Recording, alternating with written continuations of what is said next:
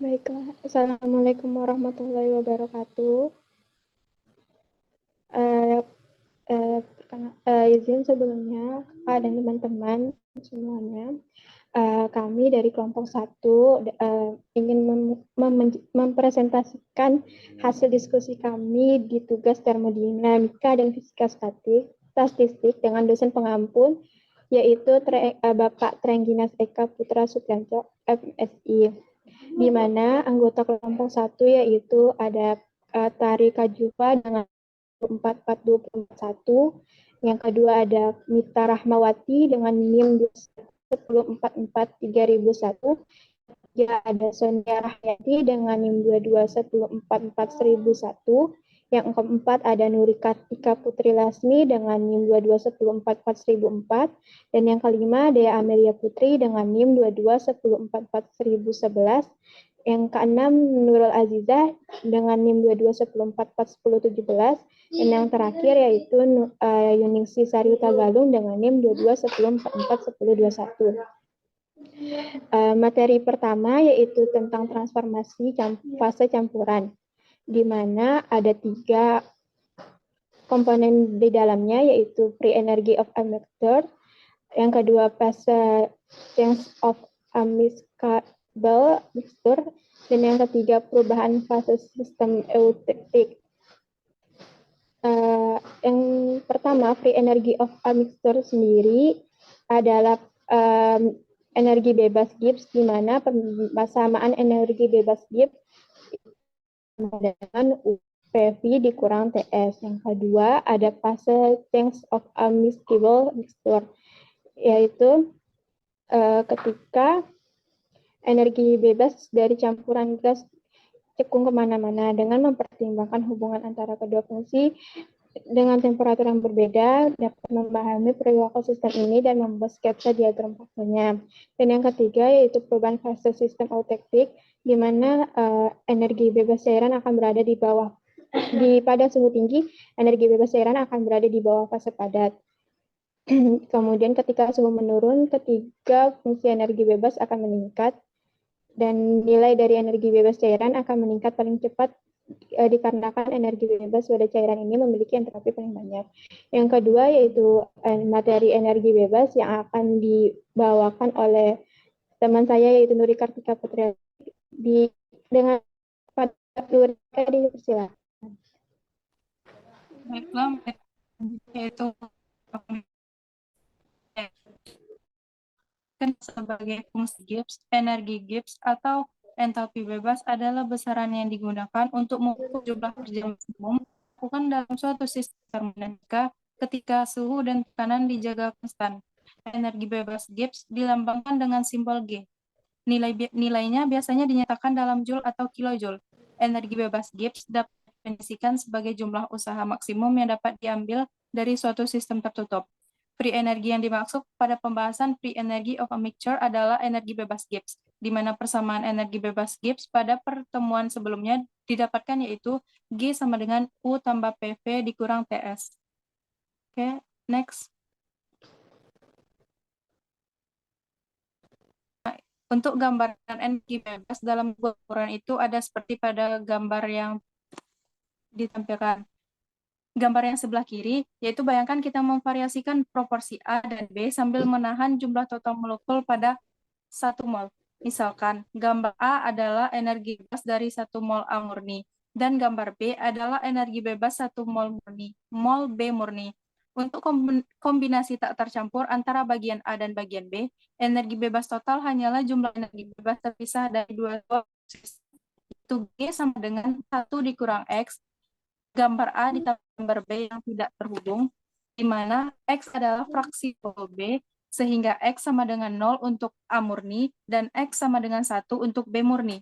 Untuk gambar yang kanan, itu ketika kita menghapus partisi antara kedua sisi dan mengaduk molekul A dan B, bersama-sama untuk membentuk campuran yang homogen. Apa yang terjadi dengan energi bebas ini? Tentu energi bebasnya sudah berbeda. Kita lihat kembali ke materi yang mendapatkan definisi G sama dengan U tambah PV dikurang TS. Kita melihat bahwa G dapat berubah karena perubahan U, V, dan S. Pada gambar sebenarnya, energi U saja berubah dengan bertambah atau berkurang, bergantung pada bagaimana gaya antara molekul yang berbeda dibandingkan dengan gaya antara molekul yang identik, begitupun dengan volume. Dapat juga bertambah atau berkurang tergantung pada gaya-gaya ini dan pada bentuk molekul. Akan tetapi, pada gambar yang paling kelihatan berubah adalah entropinya, di mana entropi sesudah dicampur antara molekul A dan B pasti akan meningkat, karena sekarang ada lebih banyak cara yang mungkin untuk menyusun molekul. Oleh karena itu, kita menganggap seluruh G berasal dari entropi pencampuran. Entropi dapat dihitung dengan persamaan delta campur sama min R X ln X dikurang 1 kurang X ln 1 dikurang. Baiklah, dikembalikan kepada autor.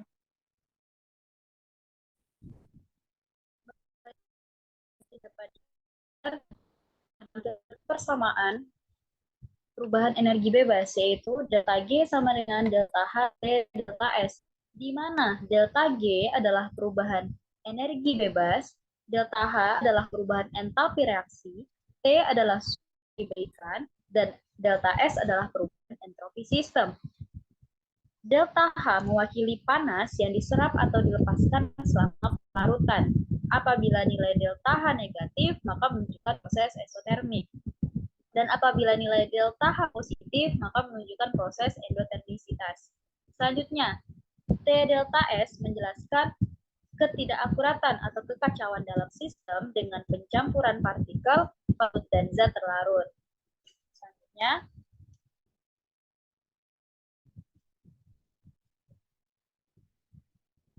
contoh soal yang pertama, hitung delta G untuk pembakaran metana. Untuk pembakaran metana, di situ tuliskan bahwa CH4 ditambah 2O2, hasil dari produknya adalah CO2 ditambah 2H2O, di mana delta S-nya di situ adalah minus 242,2 kilojoule per mol dan delta H-nya adalah 890,4 kilojoule per mol.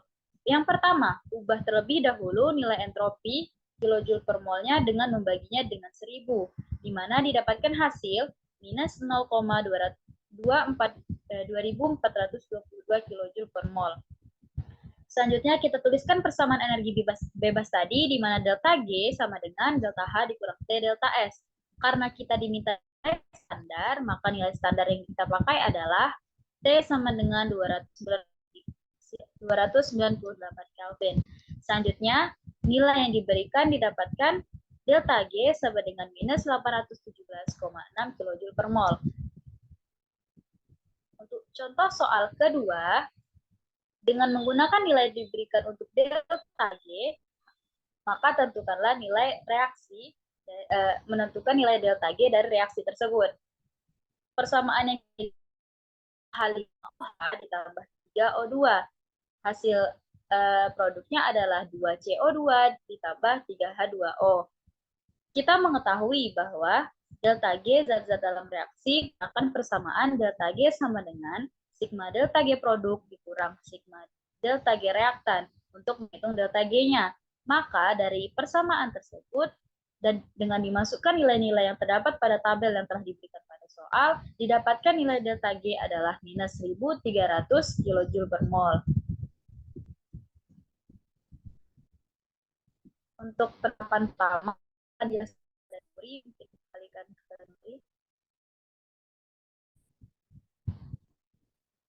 penerapan pertama itu ada dalam listrik, sumber energi gratis seperti panel surya dan turbin angin dapat digunakan untuk memberi listrik kepada rumah. Yang kedua ada transportasi. Sumber energi gratis seperti mobil listrik dan sel bahan bakar hidrogen menjadi semakin populer seiring upaya penerapan yang selanjutnya kembali dijelaskan oleh Dea. Baiklah, untuk dua penerapan selanjutnya ada di bidang pertanian, di mana sumber energi gratis dapat digunakan untuk menggerakkan sistem irigasi dan peralatan pertanian lain sehingga fosil dan biaya produksi. Karena kita ketahui dengan energi gratis maka biaya produksi bisa lebih sedikit atau bisa dikatakan lebih hemat. Selanjutnya, untuk lokasi terpencil, sumber energi gratis dapat digunakan untuk memberi daya pada lokasi kecil dengan meningkatkan kualitas masyarakat, mengurangi penyediaan energi. Sekian dikembalikan kepada moderator.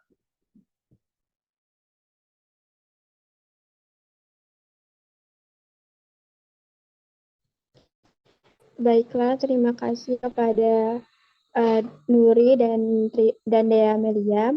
Selanjutnya itu materi perubahan fase campuran yang dapat larut dijelaskan oleh Yuningsi dan Sonia Rahmayanti, dipersilakan.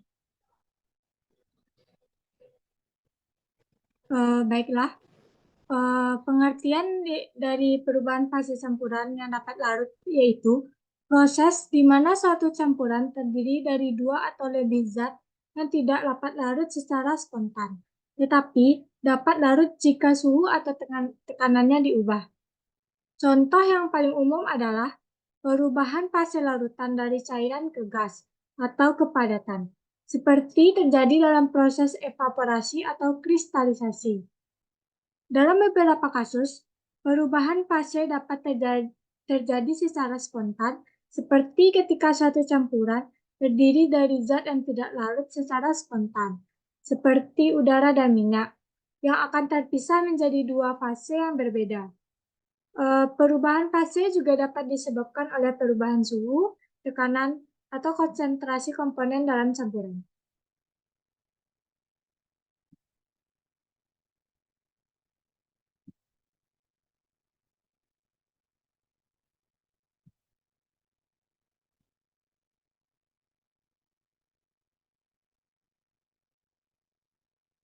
Berikutnya yaitu contoh soal sebuah campuran yang mengandung 20% berat air H2O dan 80% berat etanol C2H5OH diuapkan hingga ke keseimbangan pada suhu 50 derajat Celcius. Jika tekanan total campuran adalah 1 atm, tentukan komposisi uap dan cair dari campuran pada keseimbangan tersebut. Diketahui tekanan uap etanol pada 50 derajat Celcius adalah 0,52 atm dan tekanan uap air pada 50 derajat Celcius adalah 0,12 atm. Untuk solusinya akan dijelaskan oleh Yuningsi. Oke, baik. Terima kasih kepada Nia. Di sini saya akan menjelaskan contoh soal dari fase campuran yang dapat larut. Nah, contoh soal campuran yang mengandung 20% berat air yang disebut H2O dan 80% berat etanol C2OH diuapkan hingga keseimbangan pada suhu 50 derajat Celcius. Nah, jika tekanan total campuran adalah 1 atm, maka tentukan komposisi uap dan cair dari campuran pada kesetimbangan tersebut. Nah, untuk menghitung gimana diketahui soal ini, tekanan uap etan pada 50 derajat Celcius adalah 0,52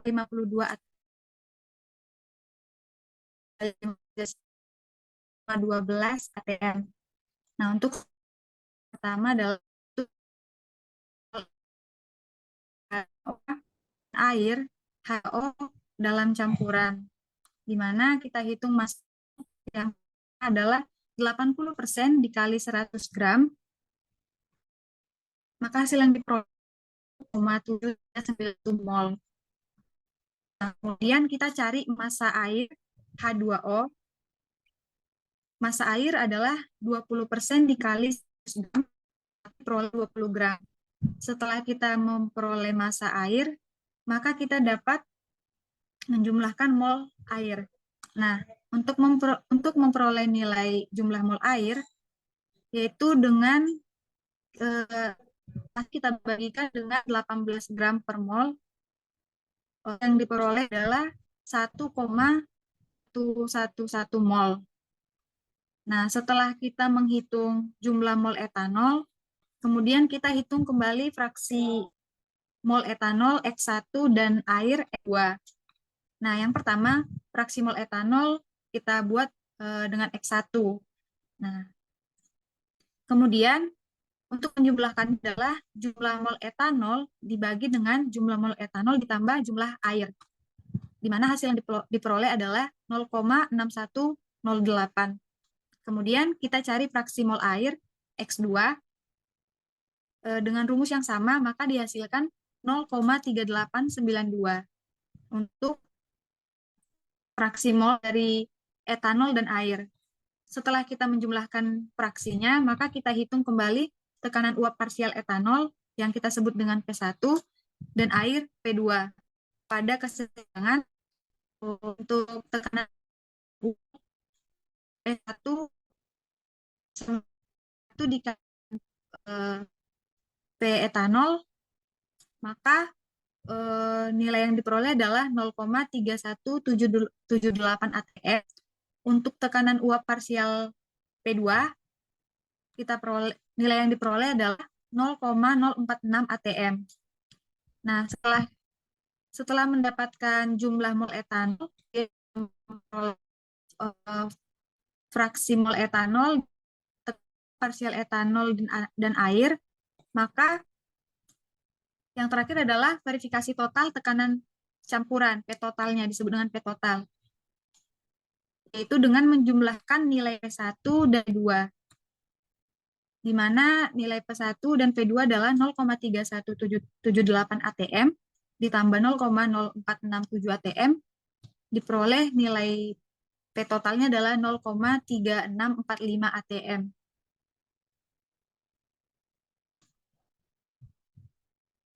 Baiklah, selanjutnya saya akan menjelaskan di bagian penerapan. Penerapan fase campuran yang dapat larut itu ada 4, yaitu yang pertama ada pelarutan, di mana pelarutan merupakan proses pencampuran zat terlarut dan pelarut membentuk larutan yang dapat terdiri dari zat cair dan padat. Nah, contoh larutan yang umum dijumpai pada padatan yang dilarutkan dalam cairan itu seperti garam atau gula yang dilarutkan ke dalam air. Kemudian ada kristalisasi, di mana kristalisasi ini merupakan teknik pemisahan kimia antara bahan padat yang larut dalam zat cair, di mana terjadi perubahan fasa suatu zat terlarut dari larutan ke bentuk padat. Contohnya, kristalisasi dapat digunakan untuk memisahkan garam dari udara. Nah, untuk penerapan selanjutnya akan dijelaskan oleh Nia.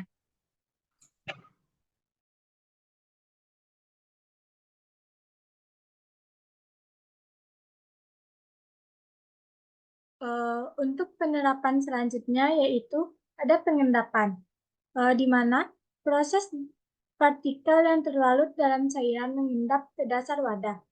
Biasanya karena perubahan kondisi seperti suhu atau pH, yaitu contohnya pengendapan dapat terjadi ketika udara yang mengandung partikel padat seperti debu atau partikel lainnya dibiarkan berdiri.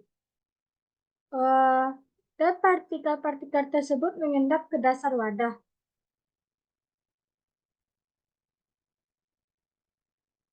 Selanjutnya pengkristalan, di mana proses larutan yang mengandung zat padat mengalami perubahan fase menjadi padatan.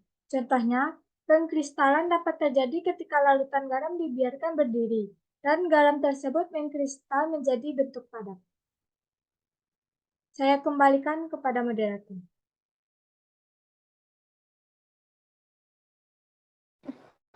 Baik, terima kasih kepada Yuningsi dan Sonia. Materi selanjutnya yaitu perubahan fase sistem eutektik yang akan dijelaskan oleh Kak Tari dan Kak Mika. Pada Kak Tari dan Kak Mika dipersilakan. Baik, terima kasih kepada moderator. Selanjutnya materi mengenai perubahan fase sistem eutektik.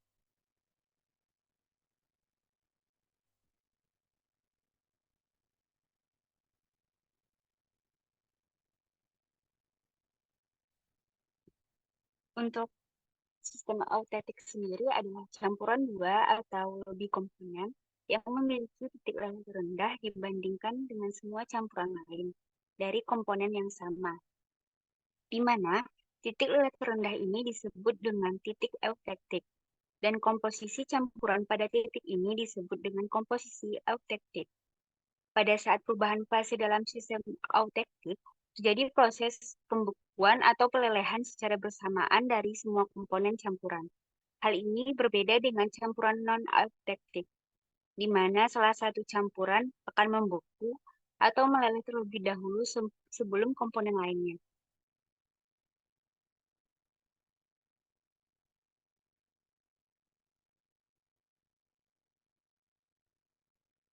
Untuk proses perubahan fase dalam sistem eutektik itu terbagi menjadi beberapa fase.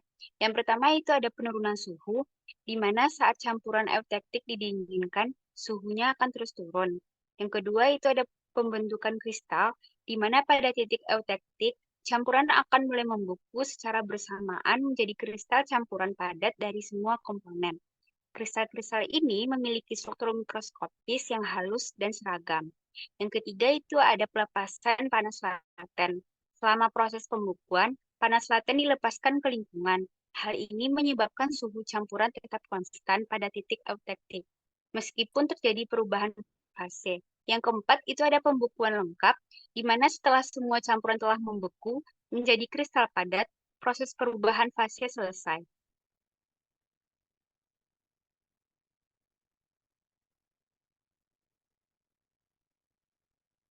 Kemudian itu ada sifat-sifat perubahan fase dalam sistem eutektik yang terbagi menjadi beberapa sifat. Yang pertama itu ada titik leleh terendah. Sistem eutektik memiliki titik leleh terendah dibandingkan dengan semua campuran lain dari komponen yang sama. Yang kedua itu ada pembekuan atau pelelehan simultan, di mana semua komponen campuran membeku atau meleleh secara bersamaan pada titik eutektik. Kemudian itu ada pelepasan panas laten, di mana panas laten dilepaskan atau diserap selama proses pembekuan atau pelelehan. Dan terakhir itu ada struktur mikroskopis yang halus.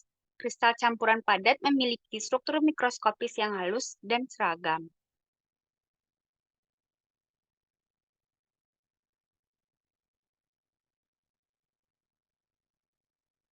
Baik, untuk materi selanjutnya itu akan dijelaskan oleh rekan kerja saya, yaitu Mita. Baik, berikut ada salah satu contoh soal dari fase sistem eutektik, yaitu apa yang terjadi apabila Anda menambahkan garam ke es dalam pembuat es krim. Bagaimana mungkin suhu bisa turun secara spontan di bawah 0 derajat Celcius? Nah, fenomena ini berkaitan dengan prinsip penurunan titik beku dan perubahan fase dalam sistem eutektik. Ketika garam dilarutkan dalam air, ia mengganggu kemampuan molekul air untuk membentuk kristal es. Efek ini menurunkan titik beku larutan, membuatnya dapat tetap cair pada suhu yang jauh lebih dingin. Campuran garam dan air dapat membentuk sistem eutektik, yaitu campuran dua zat yang dalam kasus ini, titik beku eutektik air garam dapat mencapai sekitar minus 21 derajat Celcius saat adonan es krim dingin bersentuhan dengan redaman es garam yang sangat dingin. Campuran tersebut mengalami perubahan fase dari cair menjadi padat. Proses melepaskan panas es krim dingin. Next. Berikut penerapan dari sistem eutektik. Yang pertama, campuran air dan garam. Campuran air dan garam dengan porsi eutektik 23,3% NaCl dan 76,7% H2O memiliki titik leleh 21,1 derajat Celcius dibandingkan dengan semua campuran air dan garam lainnya. Yang kedua, campuran timah dan perak. Campuran timah dan perak dengan komposisi eutektik 72,5% SN dan 67,5% Ag memiliki titik leleh terendah 220 dibandingkan dengan semua campuran timah dan perak lainnya.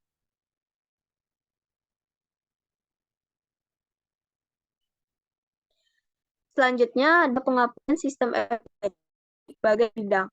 Yang pertama solder, campuran eutektik timah dan perak sering digunakan sebagai solder karena titik lelehnya yang rendah dan sifatnya yang mudah mengalir. Yang kedua, bahan baterai, campuran eutektik litium dan kobalt digunakan dalam baterai.